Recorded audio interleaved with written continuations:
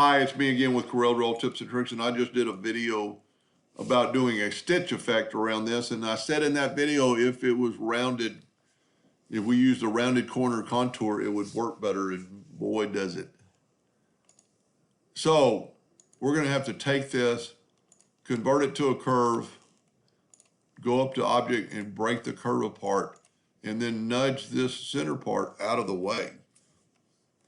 Now we need to go to Effects and Contour, but this time we're going to contour that same amount, but we're going to use rounded corners. And look what it did. Do the same effect on this one. So now we have rounded corners. We're going to select all this and go up to Object and break the 5 objects apart because I've grabbed the stitch in the one. So there's our new contour that we're going to use. Or 2 new contours, but we're going to have new lines, new depths or new lengths of lines. So we're going to go to Docker's Properties and click on this squiggly curve line. And we have 648.5 millimeters, but we're going to use 648. And on this one, we have 219. So we need to get the object to path back and select our object, select everything, and put this in the middle, and half of 648 is 324. And look at this.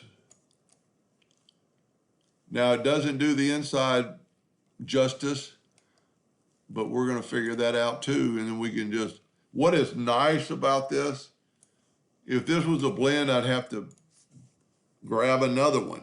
So I'm going to grab one that's perpendicular. I'm going to Control D and make a duplicate. And don't forget the person I'm doing this for, that you need to change all these to a thicker than a hairline, so it will engrave on your fabric. And this time we need 219 divided by half is 109.5, so we're going to go 109. Let's go under than over. And look at that. So much better.